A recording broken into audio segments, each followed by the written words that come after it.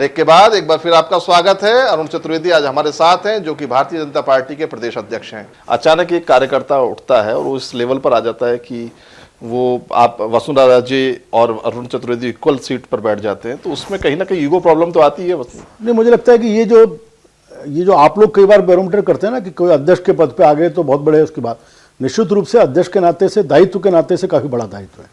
लेकिन हमारे यहाँ हमने एक कैडर बेस ऑर्गेनाइजेशन कहते हैं, इसलिए मेरे से जो अनुभवी लोग हैं, हो सकता है आज अध्यक्ष नहीं होंगे, लेकिन मौके बेमौके उन लोगों के पास मैं मार्गदर्शन के लिए जाता रहता हूँ। उसमें वसुंधरा जी भी हैं, उसमें बाकी पार्टी के वरिष्ठ कार्यकर्ता भी हैं। कितना वरिष्ठों का कितना आपको सहयोग मिला, कितना मैं कह सकता हूं, अगर आप साफगोई से बताएं तो ज्यादा अच्छा है। पूरा राजस्थान आज जानना चाहता है अरुण चतुर्वेदी के। मैं बिल्कुल साफगोई के साथ बात कर रहा हूं कि मैं लगभग कह सकता हूं कि कोई 90-95% मेरे को पूरा साथ। तो फिर बार बार ये खबरें क्यों आती है कि बीजेपी के अंदर दो, एक तो संगठन है जिसको अरुण चतुर्वेदी जिसका लीडर है, और एक अलग से एक नया संगठन है जो वसुंधरा राजे के नेतृत्व में अलग से खड़ा है। ये दो फाड़ भारतीय जनता पार्टी क्यों खड़ी नजर आ रही है, क्यों दिख रही है? चलिए खड़ी नहीं है, आप बार बार कह रहे हैं ये खड़ी नहीं है, लेकिन दिख क्यों रही है फिर? ये तो बस आपके नजरिए बदलने की जरूरत है। भारतीय जनता पार्टी में ऐसी कोई दो धाराएं नहीं है जिन धाराओं की आप बात कर रहे हैं। चलिए, वसुंधरा राजे धौलपुर के अंदर फीडबैक लेती हैं, पूरे जिलों से बुलाती हैं। वो राजस्थान में आपके कार्यालय, बीजेपी भारतीय जनता पार्टी कार्यालय में बैठ के भी ये कर सकती थी। क्या आपको लगा कभी ऐसा कि वो वहां पर ऐसा क्यों कर रही है? नहीं, मुझे ये बात ठीक है आपकी कि इस काम को जयपुर में भी किया जा सकता, लेकिन पार्टी के वरिष्ठ कार्यकर्ता के नाते से और प्रतिपक्ष के नेता के नाते से किसी भी कार्यकर्ता से राय लेने को मैं गलत नहीं मानता। स्थान के चुनने पर हो सकता है कुछ कार्यकर्ताओं को मत था कि धौलपुर एक कोने में पड़ता है, इस कारण वहाँ नहीं पूछना चाहिए, जयपुर पूछना चाहिए, इतनी सी बात है। मैंने पहले ही कहा कि कई विषयों को लेकर के हमारे में आपस में किसी बात पे ये हो सकता है कि हम मत विमत हो सकते हैं। हम आपस में वसुंधरा जी ने वरिष्ठ कार्यकर्ता हैं, अब अगर आप देखें सीनियर लीडर हैं भारतीय जनता पार्टी की, क्या वसुंधरा जी ने फीडबैक लेने से पहले आपसे चर्चा करी थी? नहीं, मेरे से इस विषय में कोई चर्चा। तो फिर पार्टी के अध्यक्ष अगर आप अलग काम कर रहे हैं, वो अलग कर रहे हैं, इस तरह से तो कोटा में कोई नए नेता करने लगेंगे, उदयपुर में कोई नए नेता करने लगेंगे, तो इसको अलाउ कैसे कर रहा है? मैंने कहा कि अलग, इसमें अलग कुछ नहीं है। नेता प्रतिपक्ष के नाते से वो कार्यकर्ताओं से किसी विषयों के ऊपर राय ले सकती हैं कि वहाँ उनका एक दायित्व है जो विधानसभा के अंदर। लेकिन वो संगठन के लोगों को बुला रही हैं, वो संगठन के जिलाध्यक्ष को बुला रही हैं और बाकायदा ब्रीफिंग जा रही है, प्रेस ब्रीफिंग जा रही है। आज 2 जिले, कल 3 जिले, इस तरीके के लोग वहां पर पहुंच रहे हैं धौलपुर के अंदर। उस तरीके का एक मेरे से जाने वाले अधिकांश कार्यकर्ताओं ने मेरे से चर्चा की और चर्चा करने के बाद सहमति के आधार पर गए। इसलिए इसमें ऐसा कुछ नहीं है। नेता प्रतिपक्ष के नाते से और भी हमारा वरिष्ठ कार्यकर्ता अगर किसी कार्यकर्ता को बुला मतलब एक प्रदेश भाजपा मुख्यालय में बैठ करके एक तो ये तमाम चीजें हों, जो भी गतिविधियां हों, क्योंकि मैं बार बार ये कह रहा हूं कि हो सकता है वसुंधरा जी अगर धौलपुर कर रही हैं तो हो सकता है ललित किशोर चतुर्वेदी कल से कोटा में अपनी जाजम बैठाने लगे, या उदयपुर के कोई नेता उदयपुर के अंदर करने लगे। तो फिर आप किस किस तरह से समझाएंगे? संगठन एक, आप कैडर बेस्ड पार्टी की बात कर रहे हैं, नेता की बात कर रहे हैं। नेता प्रतिपक्ष का एक अपना दायित्व होता है, उनका एक है जिसके आधार पर उनको अपना काम करना होता है। इसलिए उस नाते से अगर कुछ विषयों के ऊपर वो राय कार्यकर्ताओं से करती हैं तो मुझे गलत। तो आपको कोई आपत्ति नहीं है अगर वो इस तरह से कर रही हैं? इस विषय पे कोई मुझे लगता है। लेकिन जब भी बात आती है, जब भी, जैसे अभी हाल ही में कुछ दिनों पहले जो भारतीय जनता पार्टी के एक वरिष्ठ नेता हैं गुलाब चंद कटारिया, उनकी एक यात्रा की बात आई। तो जब उनकी यात्रा की बात आई, प्रदेश संगठन को भी उस पर कोई आपत्ति नहीं थी, लेकिन अचानक वसुंधरा जी को उस पर आपत्ति हुई। एक कार्यकर्ता ने उस पर आपत्ति की थी और ये गुलाब जी का मैं बड़प्पन कहूँगा कि उसके आधार पर उन्होंने जैसे आपत्ति की बात है, उन्होंने कहा अगर पूरी मैं जिस उद्देश्य को लेकर के इस यात्रा को चला रहा हूँ, अगर हमारे में से कोई कार्यकर्ता इसको चाहते हैं कि यात्रा ठीक नहीं है तो मैं अपनी यात्रा को वापस लेता हूँ।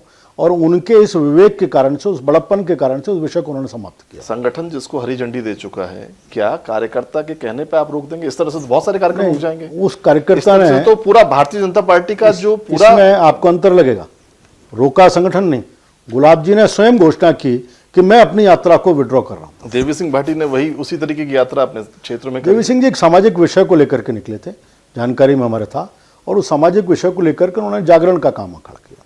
तो ये यात्राओं की कुछ राजनीति अरुण जी मतलब जो भारतीय जनता पार्टी में देखने को मिली है, क्योंकि अब 4 साल हो गए हैं सरकार को, ये चुनावी साल है। अब चुनावी साल है, निश्चित रूप से भारतीय जनता पार्टी अपनी पूरी ताकत के साथ में लगेगी कि उससे सत्ता हासिल करनी है। लेकिन अगर ये विघटन दिखेगा लोगों को अंदर, अगर आम जनता के अंदर ये विघटन दिखेगा, तो क्या इसका फायदा भारतीय जनता पार्टी को मिलेगा? मैं फिर इस बात को दोहराऊं कि आपके देखने के नजरिए को बदलने की मैं जरूरत है। लोगों के नजरिए की बात कर रहा हूं। मैं अरुण चतुर्वेदी साहब, मैं मैं तो केवल- वो देख रहा हूं जो लोग देख रहे हैं। मैं संजय जी, मैं मीडिया के नजर, लोग नहीं कहते, बहुत सारी बातों को लोगों ने देखा। गुलाब चंद कटारिया का जो पूरा प्रकरण रहा वो लोगों को पता है आया, कि दुर्भाग्यपूर्ण किस विषय तरह था, से वो एक समाप्त संघ हुआ। के एक कार्यकर्ता को किस तरह से रोका गया यात्रा करने से। भारतीय जनता पार्टी में संघ और गैर संघ करके एक तो दो धारा नहीं है, पहली बात स्पष्ट मैं कर दूं आपको। इस धारा के आधार पर पार्टी में काम नहीं होता। दूसरी बात मैंने कहा, मैं उसको फिर दोहरा रहा हूं कि गुलाब जी ने अपने बड़प्पन दिखाते हुए जब भी कहीं पार्टी में अंतर्विरोध की बात आई, उन्होंने अपनी यात्रा को स्वयं वापस लेने की बात की।